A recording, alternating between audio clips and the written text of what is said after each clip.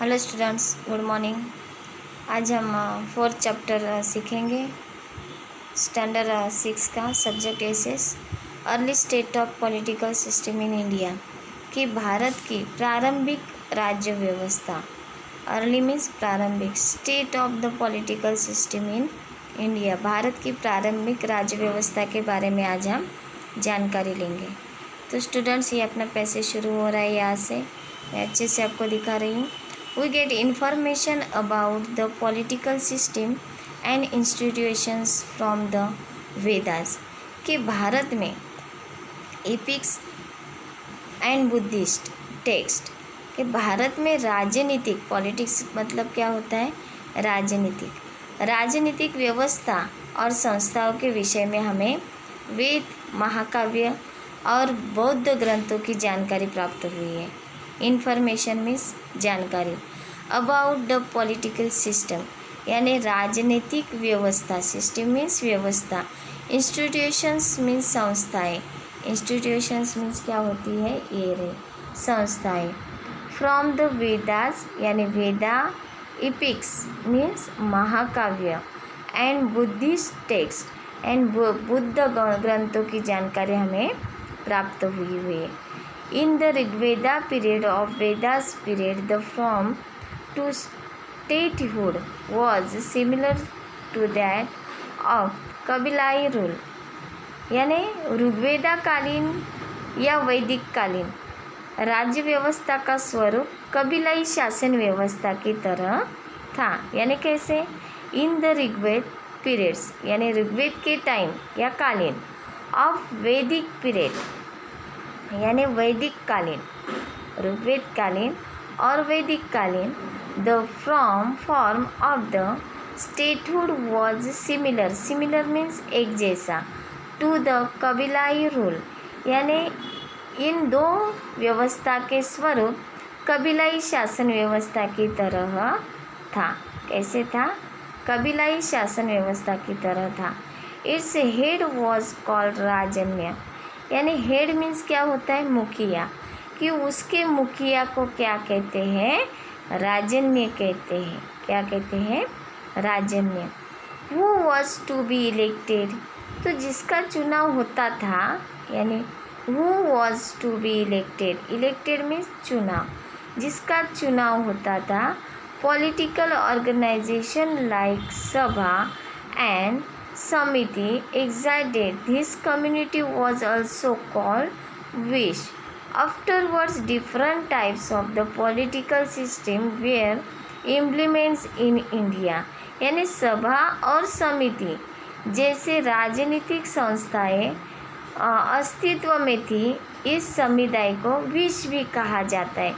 What do you mean by wish? तो political organisation like Sabha and समिति existed. This community was also Vish. Afterwards, different type of political system were implemented in India. How is the leader selected in the present age in India?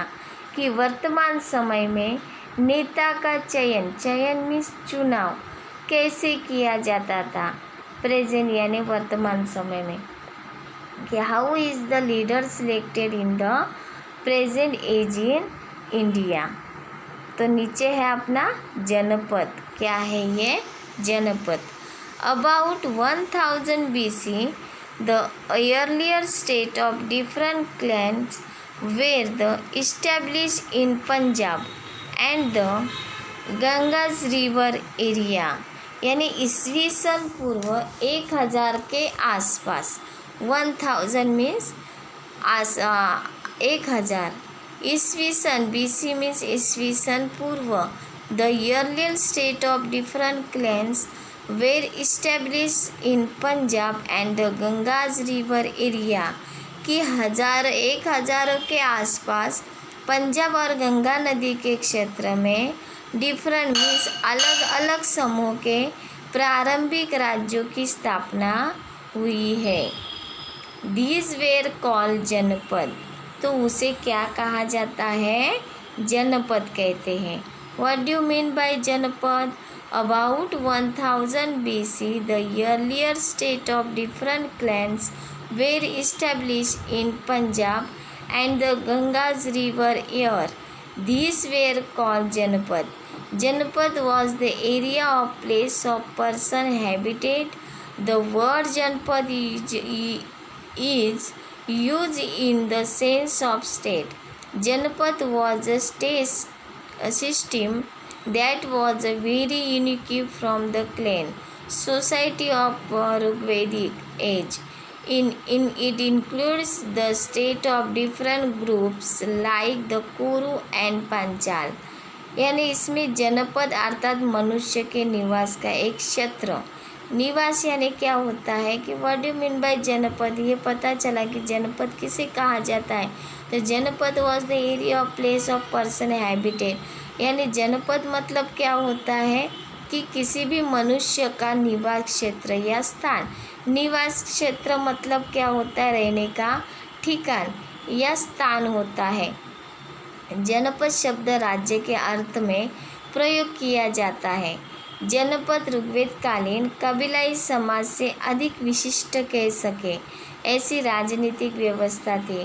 कुरु पांचाल जैसे अलग अलग समूह के राज्यों का उनमें प्रवेश था। यानी कुरु पांचाल इस जनपद राज्य में प्रवेश था। महाजनपद अराउंड 6th century about 16 महाजनपद्स have been the found in India. Some of these the Mahajanapadas were republics while some were the monarchy type of the state. These Mahajanapadas are the outline in the following table. ये ईस्वी सन पूर्वी 6ठी शताब्दी के आसपास भारत में 16 जैसे महाजनपद थे।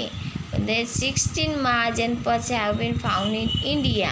इन महाजनपदों के कई गणराज्य थे तो कई राजाशाही प्रकार के राज्य थे। इन महाजनपदों के नीचे दी गई सारणी में दिखाया गया है। यानी नीचे स्ट्रक्चर दिया गया है स्टूडेंट्स। 16 महाजनपदास यानी 16 महाजनपद। तो यहाँ पे दिया है सीरियल नंबर। क्या दिया है ये सीरियल नंबर। ये महाजनपदास, यहाँ पे कैपिटल और यहाँ पर करंट लोकेशन यानी नंबर। यहाँ पे क्या होगा, क्रम। महाजनपद कैपिटल यानी राजधानी और करंट लोकेशन मीन्स वर्तमान का स्थान। करंट मतलब अभी का स्थान। ओके, तो फर्स्ट क्या दिया है, अंगा। अंग का क्या है, राजधानी दिल्ली और वो कहाँ है, ईस्ट बिहार में। नेक्स्ट है वज्जी। वज्जी का राजधानी है वैशाली और वो अभी प्रेजेंट में कहाँ है, नॉर्थ बिहार। बिहार में ही है लेकिन ईस्ट और नॉर्थ में डिफरेंट है। तीसरा है मल्ल। मल्ल का राजधानी क्या होती है, Kushinara. Air near Gorakhpur Uttar Pradesh. Area यानी गोरखपुर के पास वाले क्षेत्र में वो है। नेक्स्ट है काशी। तो काशी कहाँ पे है, वाराणसी। तो वाराणसी उत्तर प्रदेश में, बराबर। वाराणसी क्या है, उत्तर प्रदेश में। मगध। मगध कहाँ पे आया, गिरिब्रज और राजगृह। तो वो कहाँ पे आया, साउथ बिहार यानी उत्तर प्रदेश। कौशल। कौशल यानी इसकी राजधानी आएगी श्रावस्ती और अयोध्या। तो अवध उत्तर प्रदेश में है। नेक्स्ट है वत्स। उसकी राजधानी है कौशंबी और वो कहाँ पे आई, एरियाज नियर प्रयागराज यानी प्रयागराज के आसपास के क्षेत्र मतलब उत्तर प्रदेश में आई। चेरी। चेरी मीन्स कहाँ पे है, इसकी राजधानी सुक्तिमती। तो ये कहाँ पे आया, the region between Yamuna and Narmada. Next है पांचाल। पांचाल की राजधानी क्या है, अहिछत्र काम्पिल्य और ये कहाँ पे आए, reason near Mathura Uttar Pradesh. Then after next है कुरु। इसकी राजधानी है इंद्रस्था, ये इंद्रप्रस्था। ये कहाँ पे आया, region near Delhi and Meerut. यानी दिल्ली मेरठ के आसपास के क्षेत्र में है। 12 नंबर है और 12 नंबर है अंशमक। ये कहाँ पे आया?